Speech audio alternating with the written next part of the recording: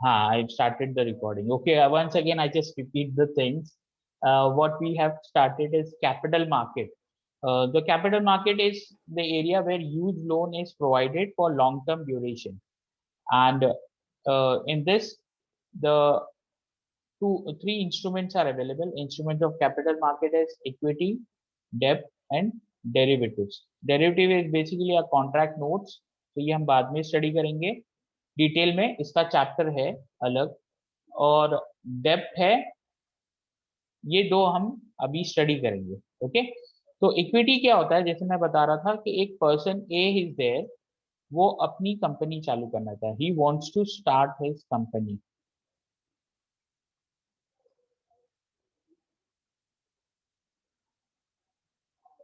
ठीक है, और उसको कंपनी चालू करने के लिए उसके पास जो टोटल बजट रिक्वायर्ड है कंपनी चालू करने के लिए, सपोज उसको 1000 करोड़ रुपीज आर रिक्वायर्ड।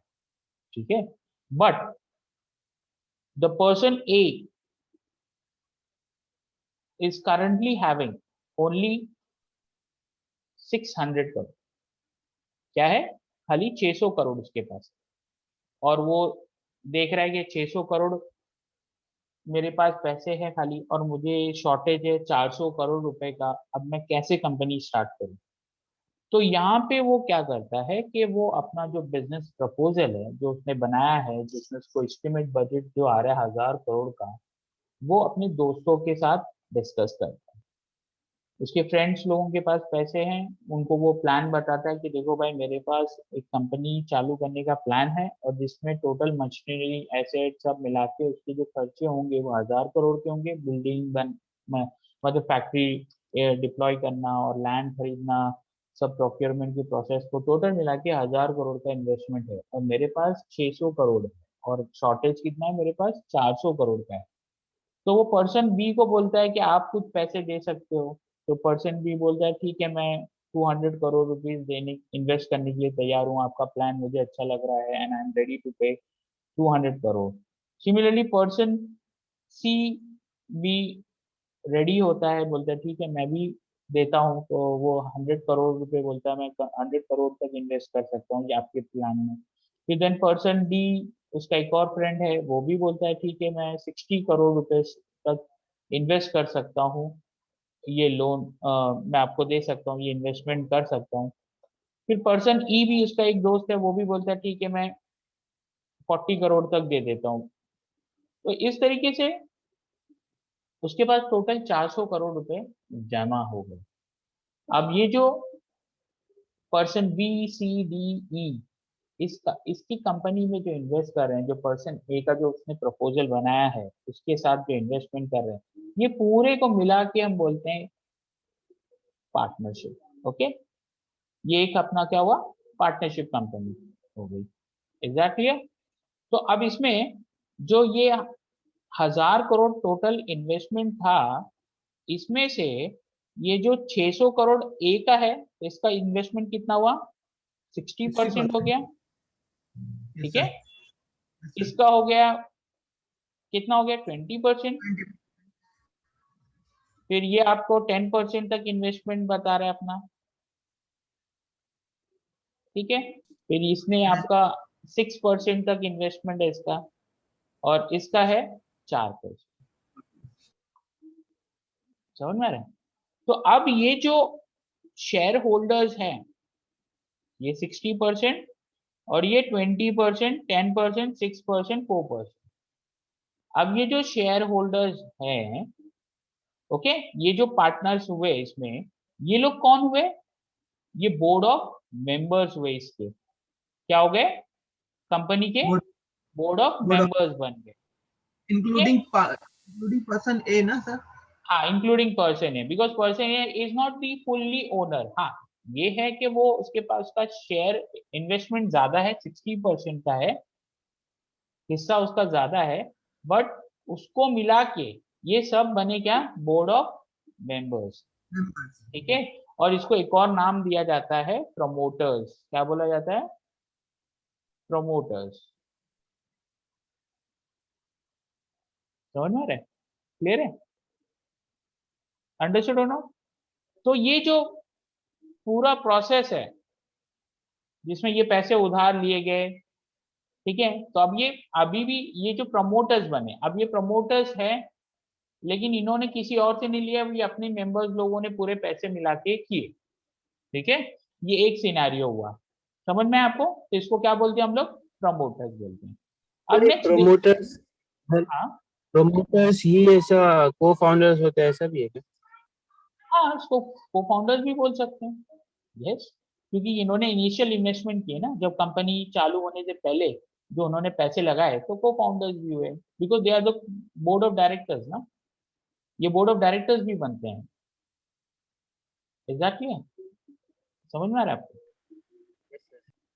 अब ये एक सिनेरियो होगा जहां पे 1,000 करोड़ पर्सन ए को मिल गए, लेकिन अगर एक सिचुएशन आ जाती है जिसमें पर्सन बी ने तो चलो 100 करोड़ ही बोला, मैं 100 करोड़ ही दे सकता हूँ, ठीक है।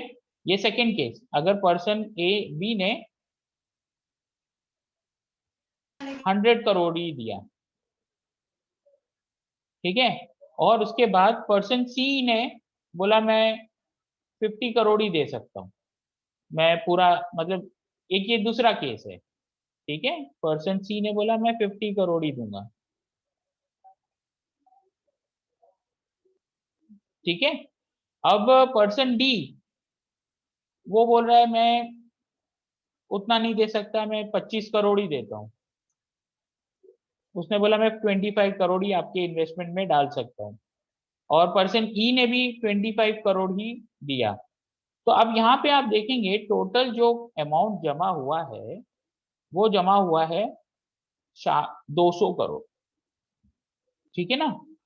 तो अब और कोई इसके पास फ्रेंड्स लोग इन्वेस्ट करने के लिए रेडी नहीं है। अब पर्सन ए डिफिकल्टी में है, वो क्या बोल रहा है, मेरे को तो 1,000 करोड़ चाहिए ही कंपनी चालू करने के लिए, without that I will not be able to start the company. मेरे पास 600 करोड़ है, और मेरे दोस्तों ने जो पार्टनरशिप बनने के लिए रेडी हुए मेरे साथ, बोर्ड ऑफ मेंबर्स बनने के लिए रेडी हुए, वो खाली 200 करोड़ ही दे रहे हैं। तो टोटल मेरे पास जो अब अमाउंट जमा हुआ है with the help of all promoters, वो 800 करोड़ जमा हुआ है, ठीक है। अब उसके बाद शॉर्टेज कितना है, शॉर्टेज कितना आ रहा है, शॉर्टेज इज ऑफ 200, ठीक है। 200। अब ये 200 करोड़ शॉर्टेज जो है, ये जो है कंपनी का जो पर्सन ए है और ये जो बाकी प्रमोटर्स है मिलके, ये 200 करोड़ का पैसा है ना, पब्लिक से इकट्ठा करेंगे। किससे इकट्ठा करेंगे? पब्लिक से। और ये पब्लिक से इकट्ठा कैसे करते हैं? Bye issuing IPO, initial public. IPO का लेकिन इस्टेब्लिश रहना चाहिए ना पहले तो, मतलब स्टार्टिंग के टाइम पे ही आईपीओ नहीं लॉन्च कर सकते ना। कर सकते ना, क्यों नहीं कर सकते, क्यों नहीं कर सकते? कंपनी एक लेवल तक इस्टेब्लिश हो जाता है तभी ही आईपीओ लॉन्च कर सकते हैं ना। नहीं नहीं नहीं, ऐसा जरूरी नहीं है कंपनी एक लेवल तक इस्टेब्लिश हो जाए। खाली क्या होता है कि ये जो पूरे प्रोसेस है उसको सेबी रेगुलेट करती है, securities exchange board of India, SEBI regulate करती है। ये पर्सन ए क्या करेगा, किसके पास जाएगा? सेबी के पास। वो बताएगा अपना प्रॉब्लम पूरा बताएगा, देखो मेरे पास इतने लोग हैं, ये मेरा इतना अमाउंट अमाउंट जमा हो चुका है, और मुझे कंपनी चालू करना है। देखो ये 200 करोड़, ऐसा नहीं कि जब 1,000 करोड़ जमा होगा तभी वो फैक्ट्री कंस्ट्रक्शन के लिए डालेगा, ऐसा नहीं है ना बेटा। अब उसके पास 800 करोड़ तो है ना, है कि नहीं? तो अपना कंपनी का काम तो चालू कर देगा, अब उसको फिर भी 200 करोड़ तो चाहिए ना, और फंडिंग के लिए। आप समझ रहे हैं? It's a yes sir. Stages process. कोई भी कंपनी चालू होती तो पूरी बन जाने के बाद नहीं काम चालू करती, वो स्टेजेस में अपने काम को चालू करती है। कि पहला आधा पोर्शन जिसमें प्रोडक्शन चालू, फिर दूसरा पोर्शन, फिर प्रोडक्शन चालू, फिर तीसरा पोर्शन। लेकिन ओवरऑल बजट का तो एस्टिमेशन पहले ही किया जाता है ना, कि पूरे कंपनी को काम करने के लिए कितना करोड़ लगेगा। जैसे अभी ये कैंपस बनाया हमने, तो कैंपस बनाया तो पूरा कैंपस डेवलप होने के बाद थोड़ी ना हम बच्चों को एडमिशन दिए। हमने क्या किए, पहले एक क्लासरूम जो रिक्वायरमेंट था वो फुलफिल करते हुए बच्चों को एडमिशन देके चालू करे, फिर धीरे धीरे first year, second year, third year, final year, ऐसे हम लोग कॉलेज को डेवलप करते गए, है ना? समझ रहे? तो अब उसने सेबी को बोला, सेबी बोलेगा कि मेरे पॉलिसी के हिसाब से ठीक है, आपको लग रहा है आपको पैसे की जरूरत है, आप मुझे आपके जो है 200 करोड़ में से 50 करोड़ इकट्ठा करके दिखाओ। अगर आप आपके क्रेडिबिलिटी पे कोई पब्लिक में से आपको 50 करोड़ दे देगा तो मैं आपका आईपीओ इश्यू करवा दूंगा मार्केट में। ऐसे ही नहीं है ना कि मैं गया डायरेक्टली आईपीओ मार्केट में डाल दूंगा, थोड़ी ना आईपीओ आ जाता है। उसका प्रोसेस है, उसको बोलते हैं लिस्टिंग प्रोसेस। समझ में आया? तो लिस्टिंग प्रोसेस के अंदर पूरा स्टेप फॉलो किया जाता है। तो उसमें कंपनी ए, पर्सन ए जाता है अपने प्रमोटर्स के साथ, सेबी के साथ इंटरेक्शन करता है, वो उसको बताता है कि मेरे को ऐसे ऐसे करना है काम, अब मुझे 200 करोड़ मार्केट से जमा करना है। तो वो बोलेगा ठीक है, आपको जमा करना है तो पहले आप क्या कीजिए, 50 करोड़ मिनिमम आप अपना इकट्ठा करके दिखाइए पब्लिक से। तो वो उसके लिए वो कैसे जाएगा, ऐसे मार्केट में खड़ा हो जाएगा, मुझे दे दो चेक, मेरे को पैसे दे दो, तो कोई देगा नहीं ना। जैसे आपने बोला इनिशियल कंपनी को कौन देगा पैसा, तो वो किसको पकड़ेगा, ब्रोकर को पकड़ेगा। किसको पकड़ेगा, ब्रोकर को। और उसको बोलेगा देखो भाई, मुझे मेरे कंपनी के शेयर मार्केट में लाने हैं और मुझे इतने पैसे की जरूरत है। सेबी ने बोला है कि 50 करोड़ मेरे अपने, एक रफली एस्टिमेट बता रहा हूँ, एक एग्जांपल दे रहा हूँ, 50 करोड़ जमा करके दिखाओ। तो एक ब्रोकर को मिला, उसने बोला कि मैं 50 करोड़ पे आपको इतना कमीशन दूंगा, आप मेरे बिहाफ में मेरे शेयर्स को बेचो और मुझे 50 करोड़ इकट्ठा करके दो। अब वो जो ब्रोकर होते हैं जैसे share Khan, Angelo broker, other investment banker जो होते हैं, या सिक्योरिटीज होते हैं, ICICI securities, Kotak securities, okay, ये लोग क्या करते हैं, उनको बोलते हैं ठीक है, हमको आप इतना कमीशन दो, आपके 50 करोड़ के शेयर हम बिकवाएंगे, अगर नहीं बिका तो वो हम खरीद लेंगे, लेकिन आपको 50 करोड़ दे देंगे। तो ब्रोकर वैसा करता है इनिशियली, तो मतलब मतलब ये प्री पब्लिक सेल जो होता है वही, मतलब उसके थ्रू ही 50 करोड़ हाँ, जमा। उसी को मैं इसी पे आ रहा हूँ, उसी को बोलते हैं हम प्राइमरी मार्केट। वही चीज मैं आपको एक्सप्लेन करना चाह रहा हूँ, स्टार्टिंग में तो मैं इसका आपको। प्राइस, इसका जो प्राइस होता है सर इसके, मतलब इक्विटी का, वो एक्चुअल मतलब कि जब लिस्टिंग प्राइस होता है उससे काफी कम होता है ना। वही तो वही तो काम ब्रोकर का रहता है, जो उसको भाव को इतना बढ़ा देता है कि लोगों को वो लालच आके वो इन्वेस्ट कर देते हैं, फिर बाद में भाव नीचे गिर जाता है। आईपीओ में हमेशा शेयर का प्राइस बहुत ज्यादा बढ़ा दिया जाता है, जो कि उसका रहता नहीं है, कि because of share brokers only. Brokers लोग उसको इतना अट्रैक्टिव बना देते हैं, उसके बैलेंस शीट ये वो दिखा के, बिकॉज इनिशियली कंपनी चालू हुई रहती तो उनका ऑडिट नहीं रहता, बैलेंस शीट नहीं रहता, they don't have any profit, nothing, no earning. तो किस बेसिस पे शेयर का भाव डिसाइड होता है फिर, आप सोचिए। समझ रहे हैं? तो एक ग्रे मार्केट टाइप इवेंट चालू हो जाता है, जिसमें आईपीओ का प्राइस इतना हैवी कर दिया जाता है, बाद में वो निकलता है कुश्ती बॉम्ब और वो शेयर नीचे गिर जाता है, फिर लोअर लोअर वैल्यू पे वो ट्रेड करना चालू करता है। फिर जैसी कंपनी फिर वर्किंग में आती है, प्रॉफिट दिखाती है, तो ये शेयर धीरे धीरे धीरे धीरे ऊपर की तरफ बढ़ना चालू होता है। समझे? तो जो 50 करोड़ का शेयर जब ब्रोकर ले लेता है और कंपनी वाले पर्सन ए को मालूम लेटर मिल जाता है कि मेरे 50 करोड़ जमा हो गए, फिर से भी उनको परमिशन देती है, you can list your share in the share market. समझ में आ रहा है? क्लियर है? अब देखो, जब जो शेयर अब मार्केट में जाने वाले हैं वो शेयर को बोला जाता है प्रेफरेंस शेयर। और जो प्रमोटर्स के पास शेयर है, जब उन्होंने अपना पैसा इनिशियली दिए पर्सन ए को, या पर्सन ए का पैसा लगा है, उसको बोलते हैं हम इक्विटी शेयर। समझ में आ रहा है? तो यहाँ पे ध्यान रखिए, इक्विटी शेयर्स कौन होते हैं? Equity shares are the core owner of the company, जिन्होंने पहले 200 करोड़, 100 करोड़, 50 करोड़, 50-50 करोड़ अब लगाया है। समझ रहे हैं आप? Hello, Yes, sir. Are you getting ना मैं क्या बता रहा हूँ? तो यहाँ पे आपको दो शेयर इक्विटी में दो टाइप होता है, एक होता है equity shares. Equity are of two types, one is equity shares. अब ये इक्विटी शेयर्स किसके पास होते हैं? Promoters are the holders of equity shares.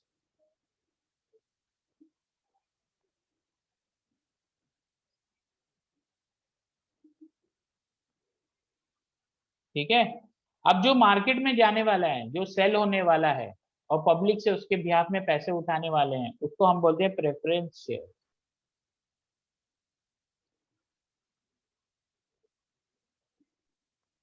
तो ये जो प्रेफरेंस शेयर्स है, यही शेयर्स पहले प्राइमरी मार्केट में आईपीओ के थ्रू जाते हैं।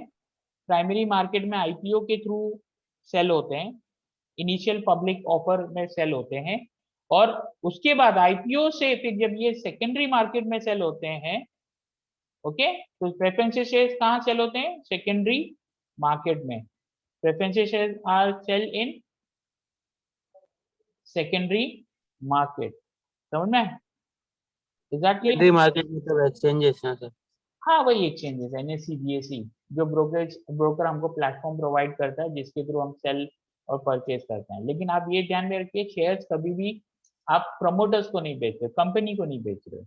वो किसको बेच रहे हो? आप बेच रहे हो, कोई दूसरा आपका दोस्त या कोई और पर्सन, अननोन पर्सन परचेज कर रहा है। समझ में आ रहा है? क्लियर है? पहली बार जब हम खरीदते हैं तो आईपीओ फॉर्म में खरीदा जाता है। वो हम किससे खरीदते हैं? कंपनी से खरीदते हैं। तो वो कहाँ पे होता है? प्राइमरी मार्केट में। प्राइमरी मार्केट में क्या सेल होता है? आईपीओ के हिसाब से सेल होता है। फिर उसके बाद सेकेंडरी मार्केट में क्या सेल होता है? Preferences shares.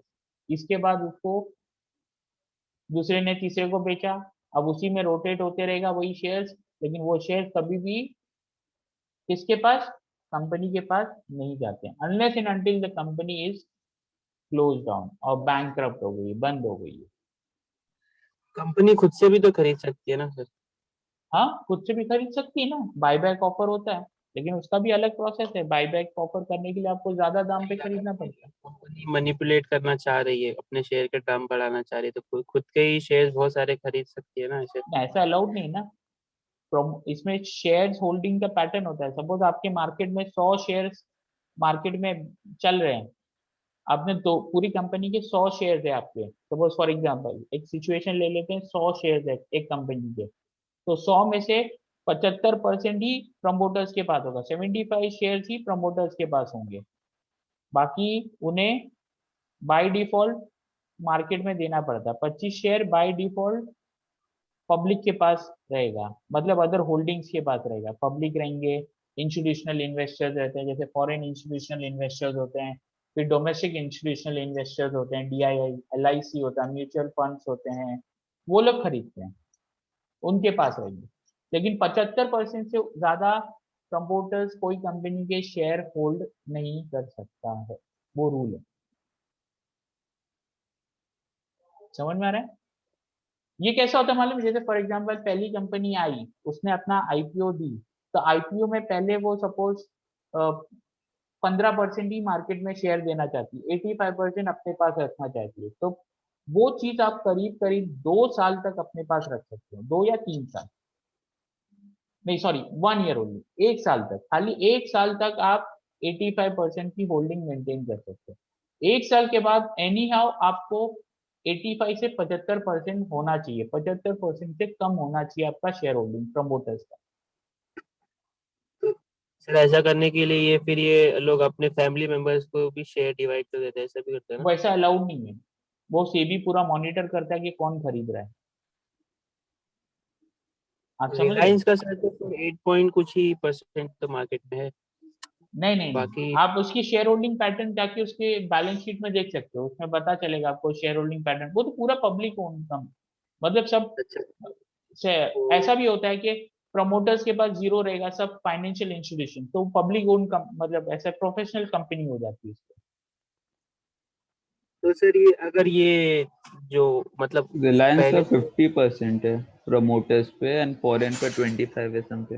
यस यस, 50% वो लोग मेंटेन करते हैं। सब जन मतलब कुछ है, जैसे फॉर एग्जांपल आईटीसी एक कंपनी है, इंडियन टोबैको कंपनी, उसके पूरे शेयर्स पब्लिक में है, मतलब फॉरेन इंस्टीट्यूशनल इन्वेस्टर्स के पास कुछ 68% है, डोमेस्टिक इंस्टीट्यूशनल इन्वेस्टर्स है उनके पास कुछ 10 to 15% है, फिर पब्लिक के पास 35% है, लेकिन उनके प्रमोटर्स के पास नहीं है। तो that is totally public professional based company, ऐसा भी तो होता है। उसको रन कैसे करते हैं सर? मतलब कि अगर मेजॉरिटी शेयर्स मतलब पब्लिक में चले गया तो वो कंपनी के डिसीजंस कौन लेता है ऐसे? कंपनी के डिसीजंस, कंपनी जो इक्विटी शेयर होल्डर उसमें कोई भी एक बंदा होगा इनिशियल इन्वेस्टर, ऐसा नहीं कि जीरो हो गया होगा, कुछ 5% 10% कोई तो होगा बंदा, वो ओन करता है। देखो कैसा होता है इसमें, कोई भी डिसीजन के लिए वोटिंग होती है, ई वोटिंग। जो भी शेयर होल्डर्स होते हैं उनको मेल वो लोग भेजते हैं कि आप वोट डालिए।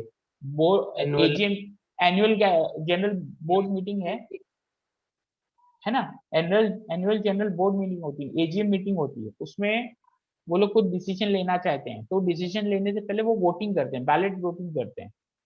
तो सब लोग वोट डालते हैं, ऑनलाइन अभी ई वोटिंग होती है। आप ये चीज को एग्री करते हो कि नहीं एग्री करते हो? अगर जितने यस हो गए तो वो एक्सेप्ट कर लेते हैं, अगर नो हुआ तो वो रिजेक्ट हो जाते हैं। तो इनके सीईओ कौन डिसाइड करता है? शेयर होल्डर्स ही करते हैं? नहीं देखो कैसे होता है, उसमें बोर्ड ऑफ मेंबर्स होते हैं, उनके भी शेयर्स होंगे ना,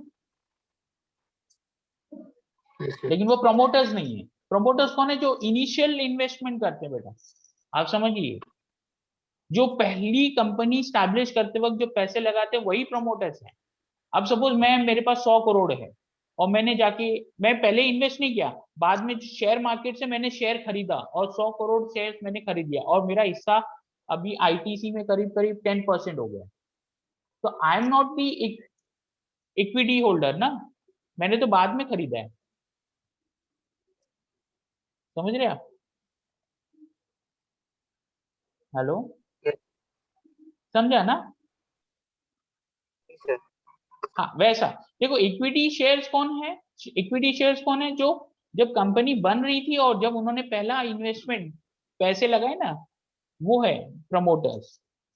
क्योंकि क्या होता है, प्रमोटर्स बाद में अपने शेयर बेच के चले जा सकते हैं, और जिस कंपनी के प्रमोटर्स अपने खुद शेयर बेच रहे हैं तो वो कंपनी की वैल्यू डिग्रेड होती है, लोग उसके शेयर्स को फिर खरीदते नहीं, उनको डर लगता है कि जब प्रमोटर्स जो जिन्होंने कंपनी चालू की है, जो जो फाउंडर थे, बोर्ड ऑफ डायरेक्टर के मेंबर थे, वही शेयर बेच बेच के भाग रहे, तो हम क्यों उस कंपनी में शेयर में पैसे लगाएं, कि उसके शेयर तो को लेकिन क्यों वो खरीदें? पता कैसे चलता है कि जो प्रोमोटर्स है वो मतलब अपने शेयर्स डंप कर पूरा रहा है? ओपन रहता है बेटा, एनईसी की वेबसाइट पे, बीएसई की वेबसाइट पे पूरा डिटेल अपलोड हो जाता है जब भी कोई अच्छा, सिर्फ ये प्रमोटर अपना प्रमोटर्स शेयर। का ओपन रहता है और जो जो मतलब इन्वेस्टर जैसे कि प्रेफरेंस सब शेयर वाले जो नहीं, इन्वेस्टर्स रहते हैं सबका उनका? सबका ओपन, सबका ओपन रहता है बेटा, जो भी बिका ना लास्ट में कंसाइल होके अपडेट हो जाता है कि कितना बिका, कितना कौन खरीदा।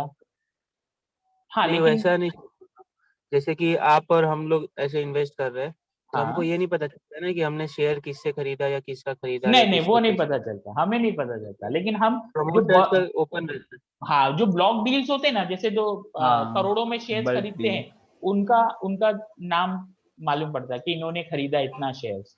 अच्छा, वो रेगुलेशन के थ्रू? हाँ सेबी बताती है, वो ओपन होता है ना। प्रमोटर जब भी शेयर्स बेचते हैं उनको पूरा प्रोसेस करके बेचना पड़ता है, नहीं तो बहुत प्रॉब्लम हो जाता है। They are not allowed to sell and they are not allowed to purchase also, they have to purchase proper through proper channel. जो इसका open sir market, crypto they market में डोंट पूरा purchase in open, open market ना। Crypto market में sir ये पूरा OPEC है, मतलब कुछ कोई रेगुलेशन बॉडी नहीं है तो कोई भी कभी भी डंप कर देता है। हाँ इस वजह जो से वो they are promoter- not, that is not authorise ना। ठीक है ना, ये समझ में यस आपको सर। इक्विटी का? ठीक है, आईपीओ समझ में, इनिशियल पब्लिक ऑफर। ठीक है, यस और सर। प्राइमरी मार्केट क्या है? जब पहली बार मार्केट में कंपनी अपना शेयर लेकर आती है, जिसमें एंकर लिस्टिंग प्रोसेस होता है, उसको प्राइमरी मार्केट बोलते हैं। क्लियर है? Secondary market is the second stage where preference shares are being purchase and sold out. Okay, फिर अब इसमें एक टर्म और दो टर्म और होते हैं इक्विटी में। एक होता है FPO, follow on public offer, follow on public offer. अब ये क्या होता है, एफपीओ क्या होता है? एफपीओ भी जैसे मैंने अभी आपको बताया कि जब कंपनी पहली बार लिस्ट होती है, वो अपने पूरे प्रमोटर्स अपने पूरे कंपनी पूरे शेयर्स मार्केट में नहीं देती है। जैसे फॉर एग्जांपल हम लोग आईआरसीटीसी की बात करते हैं, IRCTC is a government own company, उसमें गवर्नमेंट के शेयर ज्यादा होते हैं। तो कुछ बोल सकते हैं आप ये नवंबर तक उनके शेयर जो थे गवर्नमेंट के पास 87% थे। कितने थे? 87%। दिसंबर 2020 इनका आईपीओ कब आया? आईआरसीटीसी का आईपीओ आया अक्टूबर 2019 में। और उसके बाद ये बहुत हैवी लिस्टेड था, 326 का शेयर था आईपीओ में लिस्ट होते वक्त। और जब लिस्ट हुआ, मतलब पहले इनिशियल पब्लिक ऑफर में इसका प्राइस था 326, और जब मार्केट में लिस्ट हुआ था तो 750 का लिस्ट हुआ था। ओके, और जिनको अलॉटमेंट मिला था उनका प्राइस उनको डबल से भी ज्यादा मिल गया था। उसके बाद ये share IRCTC is a monopoly company, because ticketing का परमिशन खाली आईआरसीटीसी को है, बाकी किसी को नहीं है। तो they are the monopoly company, because of that their IRCTC shares goes very high, बहुत ज्यादा भाग गया था, 1994 तक चला गया था फरवरी में 2020। उसके बाद कोविड आया, कोविड की वजह से सारी ट्रेन बंद हो गई, उनकी टिकटिंग पूरी कैंसिल हो गई, ई केटरिंग बंद हो गया, वाटर सप्लाई का जो उनका बॉटल जो पानी बेचते थे वो लोग ट्रेन में, वो पूरी तरह से बंद हो गया। तो their share in March drop to 774, वापस से नीचे आ गया। अब उन्होंने फिर बाद में, अब देखो इनका 1 साल हो रहा था अक्टूबर 2020 में, तो उन्हें अपने मार्केट के शेयर्स को परसेंटेज को रिड्यूस करना था, 87 को रिड्यूस करके कितने पे लाना था? बिलो 75 लाना था। तो उन्होंने मार्केट को वापस से पुल किया। फॉलो ऑन पब्लिक ऑफर में बहुत ज्यादा धांधली होती है और उसको कुछ कर भी नहीं सकते। अचानक से उसके शेयर्स को इतना परचेज करके रेस किया जाता है, वो करीब वापस से 1600 पहुंच गया था दिसंबर में। और फिर पब्लिक ऑफर लाया गया। पब्लिक ऑफर कितने में लाया गया? फॉलो ऑन ऑफर लाया गया 1367 में, और वापस से शेयर जिन्होंने 1600 में खरीदा था वो ड्रॉप हो गया, वापस से 1400 आ गया। तो आप सोच सकते हैं जिन्होंने 1600 में खरीदा था वो फंस गए, क्योंकि उनको मालूम नहीं था कि फॉलो ऑन ऑफर आने वाला है। तो this all wrong thing happens. तो ये चीज हमें बहुत ध्यान देना है, इसी में वजह से शेयर मार्केट में लोगों का लॉस होता है। तो अब सर एफपीओ में क्या रूल्स है, मतलब एफपीओ और आईपीओ में डिफरेंस क्या है basically? IPO is the initial public offer, पहली बार मार्केट में शेयर आया। और फॉलो ऑन पब्लिक ऑफर क्या है कि ऑलरेडी मैं लिस्टेड हूँ, मुझे मेरे परसेंटेज को, प्रमोटर्स को अपनी परसेंटेज को लेस करना है, या कोई प्रमोटर अपने शेयर बेच के जाना चाहता है, भाई मुझे पैसे दे दो मैं कंपनी से बाहर आना चाहता हूँ, तो उसको फॉलो ऑन पब्लिक ऑफर बोलते हैं। समझ में आ रहा है? या उसको एक और उसको टर्म है offer for sale. Okay, OFS, offer for sale. तो फॉलो ऑन पब्लिक ऑफर तो हर कंपनी को करना है जिसका शेयर 75% के ऊपर है, उनको बाय डिफॉल्ट 75% के नीचे आना ही है 1 साल के बाद, नहीं तो सेबी उनके ऊपर पेनलाइज करेगी। तो इस वजह से follow on public offer market में आता है। और उसको करा गया कब? दिसंबर में, क्योंकि उनको 87 से कम करना है, तो उन्होंने अपना 20% गवर्नमेंट ने अपना स्टेक बेच दिया। इसका ओनर कौन होता है? President of India. आईआरसीटी का share is is government own company, इस वजह से उसका शेयर किसके पास है? प्रेसिडेंट ऑफ इंडिया के पास है। उसने अपना 20% स्टेक बेच दिया। अब करंटली जो प्रमोटर्स हैं गवर्नमेंट ऑफ इंडिया, उनके पास है 67% स्टेक आईआरसीटी। तो आप लोगों को समझा public for follow on public offer क्या होता है? यस, मैंने एक एग्जांपल पे बताया।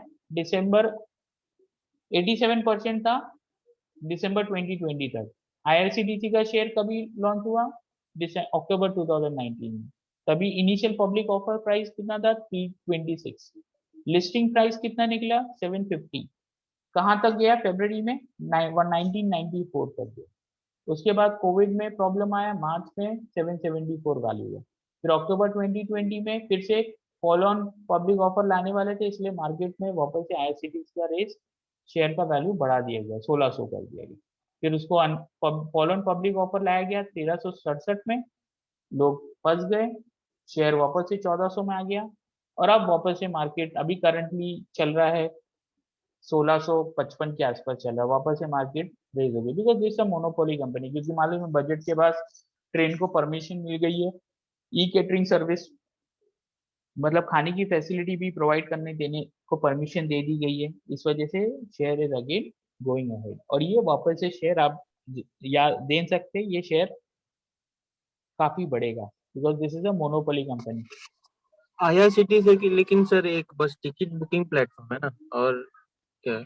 नहीं नहीं, उनके पास 3 सर्विस है, एक है अभी टिकट बुकिंग का प्लेटफॉर्म है, ट्रेन की टिकट खाली आईआरसीटीसी से ही बुक होती है, आप कोई भी प्लेटफॉर्म यूज करो, पेटीएम, गो आईबो, आईबीबो, फिर बाद में मेक माई ट्रिप, उधर से आप पे जब क्लिक करोगे you by default go to IRCTC only for payment purpose,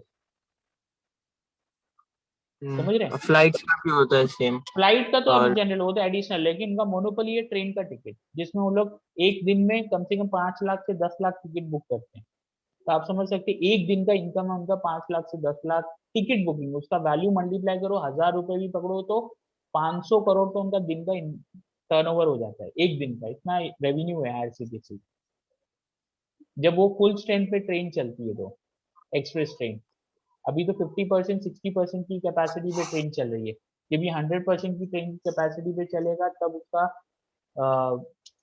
costing revenue बहुत ज्यादा है। फिर दूसरी बात है उनके पास ई केटरिंग, ट्रेन में जो खाना बेचा जाता है सिर्फ खाली आईआरसीटीसी लोगों को ही अलाउड है बेचना, कोई एक्सटर्नल फूड सेलर उसमें बेच नहीं सकता है, अगर उसको बेचना है तो टाई अप करना पड़ेगा आईआरसीटीसी को, उसको कुछ हिस्सा देना पड़ेगा, जैसे डोमिनोज पिज्जा बीच में चालू हुआ था ट्रेन में सप्लाई करना, तो Domino's have to pay some revenue to the IRCTC for selling the pizza in the train, train जो डिलीवरी का था उनका सिस्टम। फिर उसके बाद वाटर बॉटल, पानी की जो बॉटल होती है मिनरल वाटर, जो रेल नीर करके नाम है, that is also given by the IRCTC only, उधर पे कोई और दूसरा पानी की बॉटल लाके बेच नहीं सकता है ट्रेन में, अलाउड ही नहीं है, तो these all are the monopoly, और मोनोपोली होने की वजह से ये company is the only company which is available in the market to work in this pattern, इसलिए इनका डिमांड बढ़ेगा जब ट्रेन फुल स्ट्रेंथ पे चलेगी तो, समझे आपने? रिसेंटली आया था ना सर, बस बुकिंग का भी ऑनलाइन अभी टिकटिंग चालू का। किया उन्होंने, लेकिन उतना उनको बेनिफिट उससे नहीं है, दैट इज अ सब्सिडरी, बस टिकट के लिए बहुत सारे लोग हैं अवेलेबल, प्राइवेटाइजेशन है उसका, तो उसमें रेड बस है, फिर बाद में और भी बसेस सर्विस है ना जिसमें ऑनलाइन बस बुक कर सकते हैं, है ना, तो इसलिए उसका इतना नहीं है, वो तो जस्ट अभी उन्होंने चालू किया है, मेन उनका ट्रेन का ही है, तो उनकी खुद की भी प्राइवेट ट्रेन है ना तेजस एक्सप्रेस करके, वो भी चलाते हैं, तो ये public of follow on public offer समझ में है आपको, एफपीओ, ये इक्विटी का पार्ट है। फिर उसके बाद लास्ट एक है rights issues, that is again one more important term, rights issue. अच्छा सर, ये एफपीओ है, मल्टीपल टाइम्स ला सकते हैं क्या? नहीं आईपीओ नहीं वन नहीं टाइम नहीं ही नहीं, आईपीओ भी एक ही बार होता है जब उसको अपने परसेंटेज को कम करना रहता है, बाद में ऑफर फॉर सेल आता है ओएफएस, फिर उसको एफपीओ नहीं बोलते, ओएफएस बोलते हैं। अच्छा, तो यहाँ पे जो मार्च मार्च के बाद में फिर ओएफएस आया है। हाँ पहली बार है ना, उनका 1 साल होने आ गया था ना, अक्टूबर में 1 साल हो गया था, तो उनको बेचना जरूरी था, अपने स्टेक को कम करना जरूरी है, कंपलसरी, नहीं तो सेबी पैनलाइज करेगा। कोई भी आप शेयर होल्डिंग पैटर्न देखोगे, तो मैं आपको एक स्क्रीन शेयर करता हूँ, एक चीज आपको दिखाता हूँ शेयर होल्डिंग पैटर्न कैसे देख सकते हैं, 1 सेकेंड ना।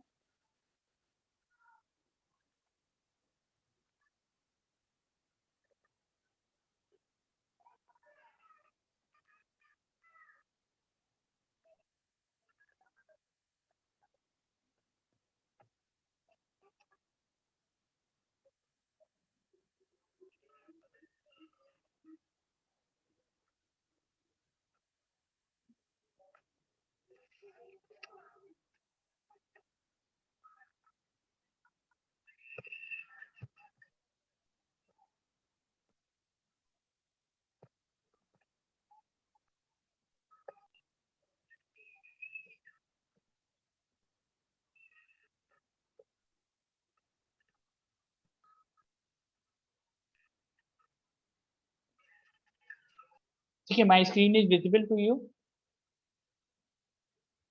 Yes. Yes sir. हाँ, now see this is the share of IRCTC. अब ये देखो कितना वैल्यू चल रहा है, 1637 चल रहा है करंटली मार्केट में। ये एक टिकर टेप वेबसाइट है जिसमें आपको अच्छी डिटेल्स बताता है, कंपनी के फाइनेंशियल डिटेल्स और सारे पैरामीटर जिसे आप देख सकते हो अपने काम को और समझ सकते हो। तो ये होल्डिंग पैटर्न है, हम IRCTC का देख रहे हैं। यहाँ पे आप देख सकते हो होल्डिंग पैटर्न दिख रहा है। अभी दिसंबर में आप देख रहे हो टोटल प्रमोटर की होल्डिंग कितनी है, 67.39। म्यूचुअल फंड के पास 5% है, डोमेस्टिक इंस्टीट्यूशन के पास 2% है, फॉरेन इंस्टीट्यूशन के पास 8.38 है। ये लोग ने अभी बढ़ाया रेस, देखो आपको बताता हूँ मैं। ये देखो IRCTC में सबने देखो रेट अपना कम कर लिए थे, shares they have sell out. सितंबर में देखो कितना हो गया था, 0.96। वापस से दिसंबर में देखो उन्होंने खरीद लिया और 5% स्टेक कर लिया, क्योंकि उनको मालूम है। ये म्यूचुअल फंड्स वाले। हाँ, क्योंकि कंपनी अभी क्योंकि उनको पता चल गया ना कि अभी कोविड का असर चला गया और वैक्सीन भी आ रही है और government is going to start the train in full strength, तो IRCTC will get in demand and their share will get boom up. समझ रहे हैं? तो उन्होंने देखो इमीडिएटली अपने स्टेक्स को बढ़ा लिया। पहले दिसंबर में 2019 में 4% था, वापस से उन्होंने दिसंबर को 5% कर लिया। सिमिलरली आप फॉरेन इंस्टीट्यूशनल इन्वेस्टर्स को देखेंगे, यहाँ पे आप देखिए, पहले देखो इनके स्टेक देखो अक्टूबर में कम है, सब जगह कम है। ये फॉरेनर्स हैं जो बाहर से इन्वेस्टमेंट होता है। अब उन्होंने दिसंबर में देखो कितना होल्डिंग कर लिया है, 8.38% कर लिया है। समझ रहे हैं? तो ये होल्डिंग पैटर्न देख के भी आप समझ सकते हैं कि क्या उनका स्टेटस है। और अगर आप सितंबर में देखेंगे तो उनका होल्डिंग पैटर्न देखो क्या था, 2020 तक कितना था, 87.40% था सितंबर 2020 तक। और अब आप दिसंबर 2020 में कितना हो गया, उन्होंने 20% OFS के थ्रू सेल आउट कर दिया। समझा आपको? OFS मल्टीपल टाइम्स मतलब लॉन्च कर सकते हैं, FPO और IPO सिर्फ सिंगल टाइम होता है। हाँ हाँ, OFS तो ऑफर फॉर सेल क्या होता है कि कोई प्रमोटर बेच के जाना चाहता है, भाई मेरे को मेरी हिस्सेदारी बेच देना, तो ऑफर फॉर सेल लाता है। तो सर जब FPO अनाउंस करते होंगे तो इनका तो मतलब कि स्टॉक प्राइस तो कम हो जाता रहेगा ना। FPO, हाँ वो तो OFS वही तो मार्केट स्ट्रेटेजी है ना। FPO लाते तभी तो देखो ना, अभी उन्होंने लाए थे 1600 तक ला दिए थे, और 1600 के बाद उन्होंने FPO ला दिया जिसमें 1367 हो गया, वैल्यू नीचे हो गई ना इमीडिएटली। फिर 1400 तक आ गया शेयर, जिन्होंने 1600 में खरीदा उनको 200 लॉस हो गया मतलब वो है लोग ना। खरीद के पंप करा के फिर FPO लाके फिर हाँ से। हाँ, that is called as pumping up. OFS FPO आने से पहले हमेशा पंप होता है शेयर, बहुत पंपिंग किया जाता है। सिमिलरली जब भी कोई कंपनी डिविडेंड लाती है तो उसका भी पंपिंग किया जाता है शेयर को। जब भी किसी कंपनी का बजट वो आने वाला था, Q3 का रिजल्ट, क्वार्टर का रिजल्ट आने वाला रहता है, तभी शेयर को पंप किया जाता है। तो at that time don't get into it, don't purchase दो शेयर, बिकॉज वो पंपिंग में आप फंस जाओगे। क्योंकि जैसी बजट उसका क्वार्टर का रिजल्ट आएगा, शेयर नीचे हो जाएगा, क्योंकि खराब भी आ सकता है, पॉजिटिव आया तो अच्छी बात है, अगर खराब आया तो नीचे गिर जाएगा, और नीचे गिरेगा तो आपका लॉस हो जाएगा। सो ये है। तो सर अगर प्रमोटर्स हाँ, अपने होल्डिंग कम कर रहे हैं तो ये मतलब कंपनी के लिए पॉजिटिव न्यूज़ है कि ऐसा? प्रमोटर्स अपने शेयर बेच रहे हैं तो देर आर टू थिंग्स, कोई भी चीज के दो परसेप्शन होते हैं ना बेटा। एक होता है कि कंपनी अपने शेयर बेच रही है, शायद वो प्रमोटर्स को जरूरत होगा पैसे की अचानक से, या तो ऐसा भी होता है कि कंपनी अपने कर्ज को मुक्त करना चाहती है, भाई प्रमोटर्स अपने शेयर बेच के, कुछ हिस्सेदारी बेच के जो पैसे मिलेंगे उससे वो अपने कर्ज कम करना चाहते हैं, ऐसा भी होता है। There are many things are there, है ना। Yes sir. आप समझे ना क्या प्रोसेस है। Yes sir. तो अब इसमें दूसरी जो चीज होती है, मैं आपको जो नए दूसरा टर्म बताने वाला था, वो है आपका राइट्स इश्यूज। अब ये इंपॉर्टेंट है, मैं आपको फिर से नोटपैड शेयर करता हूँ। आपको अभी तक चीजें समझ रही है ना बेटा, कंफ्यूज नहीं होना जरा भी। Yes, please reply. हेलो।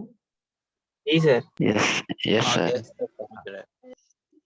अब राइट इशू पब्लिक ऑफर समझ में है ना। एफपीओ क्या होता है कि अपने स्टेक को कंपनी को कम करना रहता है, इसलिए वो एफपीओ लाती है। दूसरा है ओएफएस, ऑफर फॉर सेल, मतलब प्रमोटर्स अपने कुछ शेयर्स बेचना चाहते हैं तो ऑफर फॉर सेल।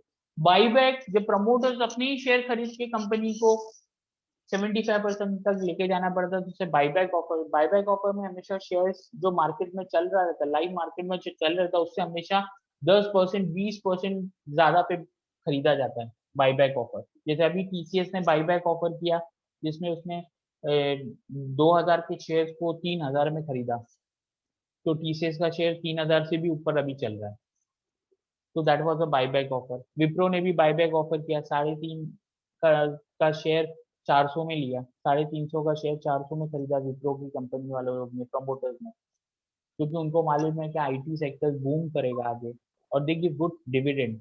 इस वजह से प्रमोटर्स अपना शेयर बढ़ाते हैं ताकि डिविडेंड उनको मिले, प्रॉफिट उनको मिले ज्यादा।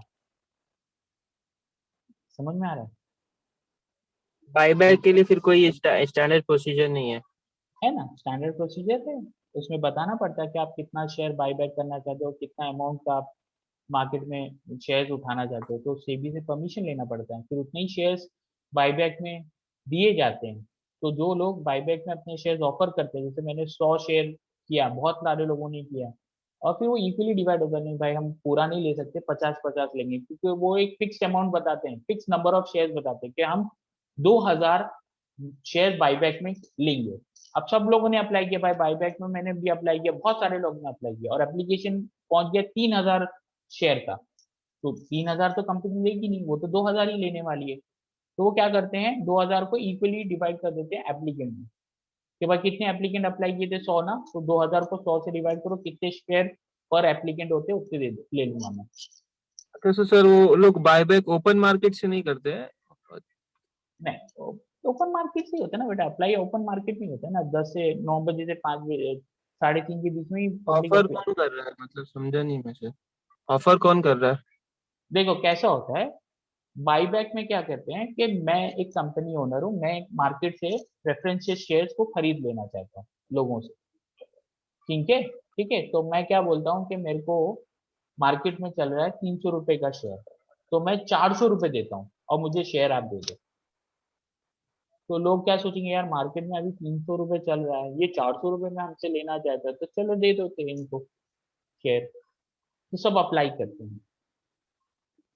समझ में आ रहा है? जिनके पास वो उस कंपनी के शेयर होंगे, लेकिन वो बोलता है मैं 400 के शेयर लूंगा, लेकिन मैं खाली 100 ही शेयर मार्केट से खरीदूंगा, मतलब 400 के बाईबैक में मैं 100 ही शेयर लेना चाहता हूँ, तो सब लोग तो ये अप्लाई कर सर रहे हैं। ऑफ द एक्सचेंज होएगा क्या ये? नहीं, एक्सचेंज के थ्रू ही होता है, एप्लीकेशन सब एक्सचेंज को ही जाता है। मतलब ब्रोकर के थ्रू नहीं होएगा? नहीं, ब्रोकर के थ्रू। देखो एक इन्वेस्टमेंट एजेंट तो लगता है, कंपनी डायरेक्टली कोई भी डील नहीं करती, मैंने बताया ना आपको, एक इन्वेस्टमेंट बैंकर को पकड़ेगी कभी भी बाईबैक ऑफर के लिए, ऑफर फॉर सेल के लिए, एफपीओ के लिए, सब चीजों के लिए एक ब्रोकर एजेंट रहेगा ही। समझ में आ रहा है? उसमें एक रजिस्ट्रार रहता है जो ये पूरा फाइनेंशियल मैटर को हैंडल करता है। कंपनी डायरेक्ट कभी कोई चीज बेचती नहीं है, that is totally done through a mediator. एक पर्सन रहेगा जो ये पूरा काम करके देगा, और उसके बदले में वो कंपनी से पैसे लेगा, कमीशन लेगा, सर्विस चार्ज। समझ में आ रहा है? IPO, FPO, OFS, buyback, everything is done through broker. लेकिन सर ये ब्रोकर इतना इम्पोर्टेंट क्यों है, मतलब ये फाइनेंशियल मार्केट में ब्रोकर को बहुत ज्यादा इम्पोर्टेंट बहुत रोल ज्यादा है। दे दिया है क्योंकि लोगों लेकिन को ये लग, क्यों? अब ये तो पता नहीं, पहले से ही ब्रोकर्स का रूल है, इससे पहले तो और ज्यादा था ब्रोकर का डिमांड। जो ब्रोकर खरीदेगा वही खरीदेगा, दूसरा ब्रोकर भी नहीं खरीद सकता, कोई दूसरा ब्रोकर बन भी नहीं सकता था, ऐसा रूल था, इतना ज्यादा स्ट्रिक्ट रूल था। मतलब मतलब इतनी मोनोपोली थी ब्रोकर्स लोगों की। अब जाके सेबी जब एग्जिस्टेंस में आया 1992 में, उसके बाद से ब्रोकर्स के पावर थोड़े कम हुए, SEBI becomes a single regulator, तो सबको प्लेटफॉर्म मिला, many brokers come into picture, उन्होंने भी स्टार्ट किए एज अ शेयर, मतलब प्लेटफॉर्म प्रोवाइड करने लगे लोगों को। ठीक है, तो हम लोग राइट इशू पे जाते हैं। राइट इशू क्या है समझ में आ रहा है? राइट इशू पे देखते हैं। राइट इशू भी एक टाइप का एडिशनल शेयर्स इशू किया जाता है मार्केट में। सपोज कंपनी क्या चाहती है कि नए शेयर्स मार्केट में आए मेरे, और मुझे थोड़ा और पैसा मिले पब्लिक से, और वो पब्लिक के पैसे को लेके अपने ग्रो, मतलब अपने कंपनी को और ग्रो करे। सपोज एक कंपनी है, उसने कुछ नया सेगमेंट चालू करना चाहती है, न्यू सेगमेंट कोई स्टार्ट कर रही है बिजनेस में, तो उसके लिए कुछ उसको एडिशनल पैसे की जरूरत है, तो वो क्या करती है, एग्जिस्टिंग कंपनी में राइट इशू लाती है। जैसे रिलायंस ने भी राइट इशू लाया है, क्योंकि उसको जियो में एक नया चीज स्टार्ट करना था, जियो मार्ट चालू करना था, है ना। तो जियो मार्ट चालू करने के लिए उसको एडिशनल पैसे की जरूरत थी पब्लिक से। बाकी वो बाहर से फॉरेन इन्वेस्टर्स को उसको पैसे दे रहे थे, जैसे फेसबुक ने दिया, गूगल ने दिया, फिर बाद में KKR करके कंपनी है सऊदी अरेबियन, उसने दिया, अरमाको ने दिया, बहुत सारे लोगों ने पैसे दिए उसको। लेकिन फिर भी उसे लग रहा है कि और थोड़े मुझे पैसे चाहिए, तो उसने राइट इशू लाया। राइट इशू में क्या बोलता है कि मेरे जो शेयर होल्डर्स है, एग्जिस्टिंग शेयर होल्डर्स है, उनको मैं पहले शेयर दूंगा, वो मेरे शेयर्स के पहले हकदार है।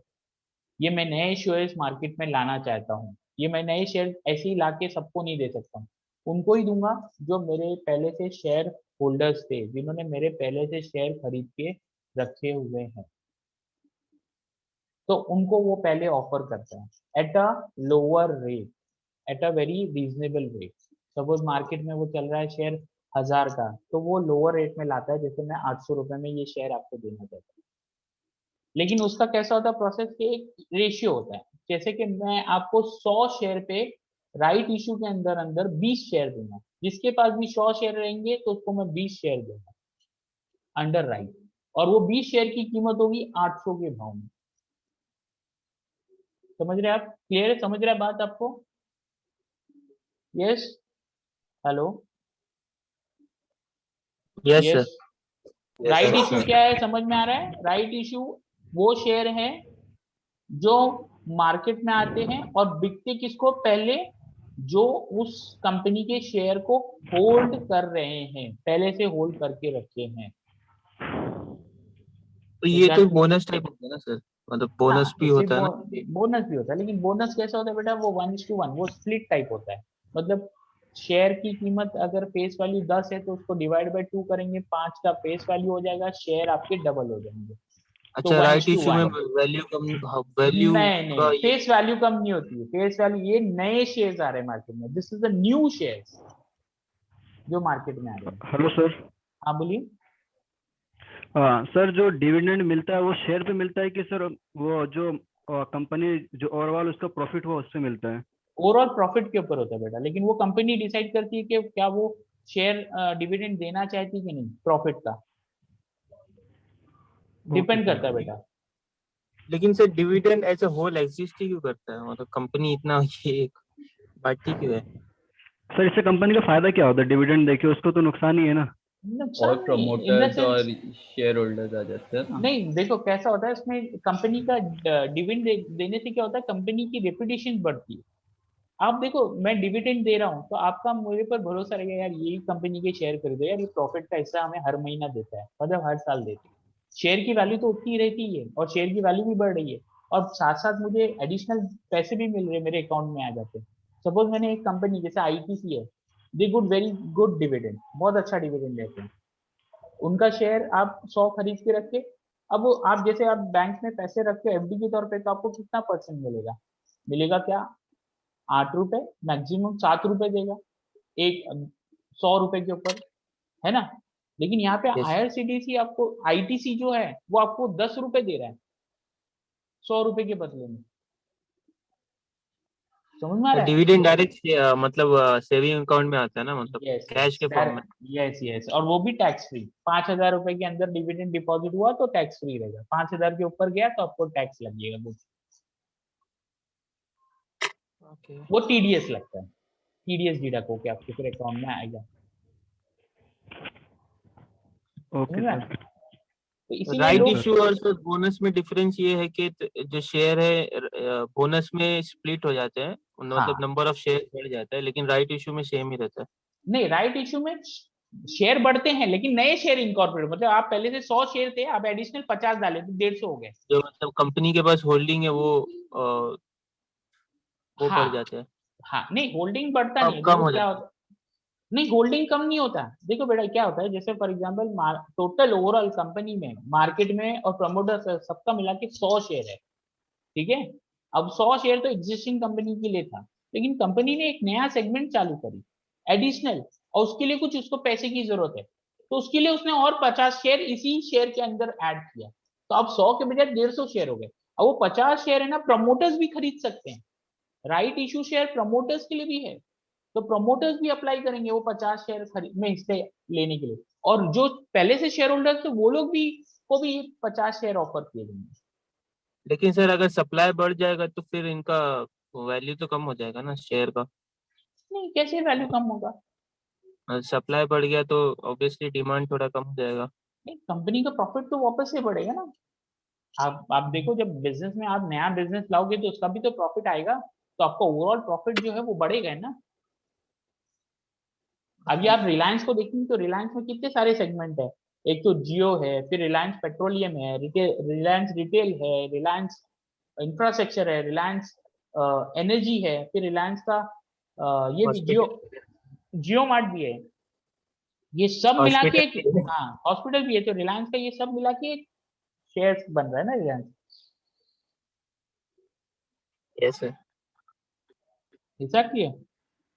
तो right issue is applicable for promoters also and for the preference share holders also, सबके लिए ये राइट इशू आता है। अब राइट इशू जब आया मार्केट में तो आप क्या करोगे, आप भी अप्लाई करोगे, प्रमोटर्स भी अप्लाई करेंगे, ये फ्रेश इशू रहता है, फ्रेश नए शेयर मार्केट में आ रहे रहते हैं, ठीक है। और ये किस लिए आते हैं, शेयर होल्डर्स अपनी अपने कंपनी को बढ़ाने के लिए, या तो दूसरा होता है अपनी कंपनी के कर्जे को कम करने के लिए होता है। जैसे फॉर एग्जांपल उसमें एक बहुत इंपॉर्टेंट है डेब्ट टू इक्विटी रेशियो।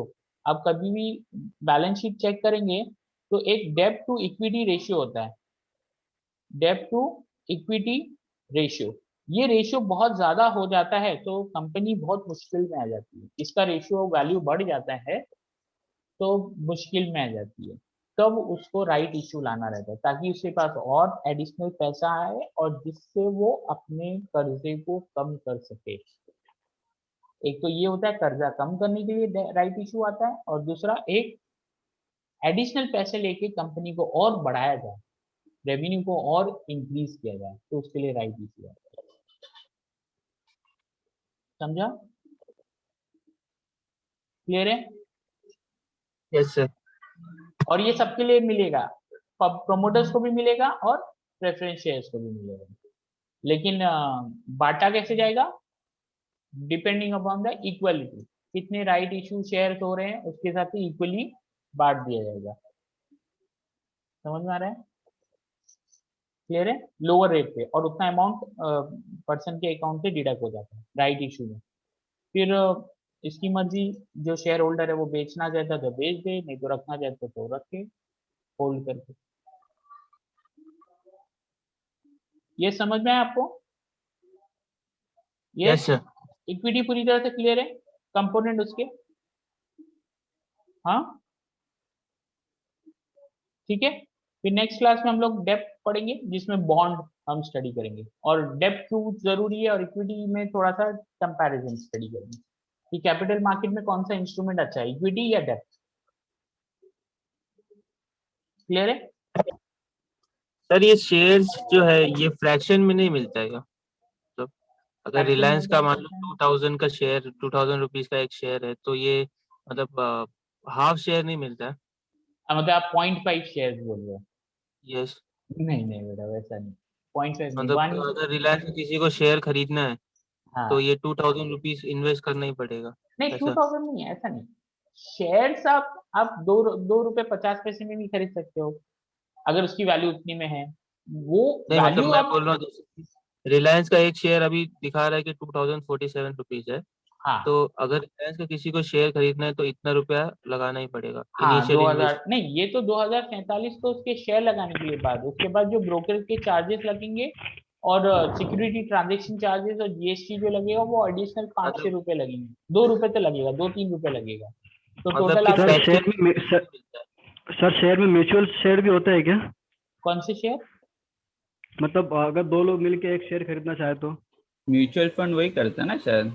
नहीं नहीं, ऐसे शेयर नहीं खरीदा जाता बेटा, हर एक अकाउंट से एक ही जन कर सकता है, दो जन ट्रेडिंग दो अलाउड लोग नहीं है एक ना। दो लोग मिलके खरीदना चाहते हैं तो एक डीमैट अकाउंट बना के उनका पर्सनल अंडरस्टैंडिंग नहीं खरीद हाँ, सकते। लेकिन एक ही का बैंक अकाउंट यूज होगा, एक ही का नाम यूज होगा।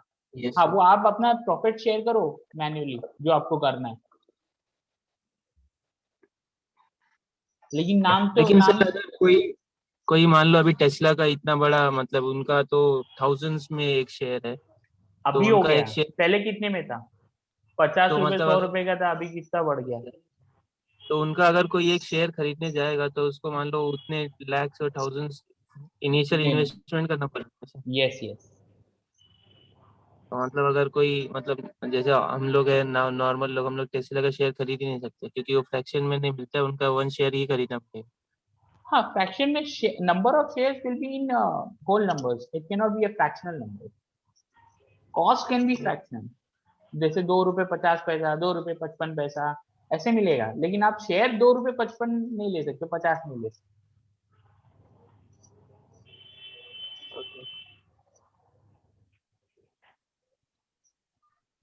ठीक है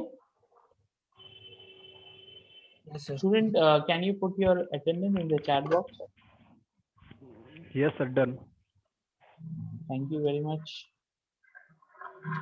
टॉपिक समझ रहा है ना? अटेंडेंस तो ठीक है, वो तो सेकेंडरी पैरामीटर है, सबसे इम्पोर्टेंट हमें समझ लेना है। समझ में आ रहा है ना आप लोगों को जो मैं बता रहा हूँ? Yes Yes, sir. Yes sir, समझ में आ रहा है। Yes sir. ठीक है, थैंक यू वेरी मच। सबके अटेंडेंस मार्क हो गए हैं, तो फिर मैं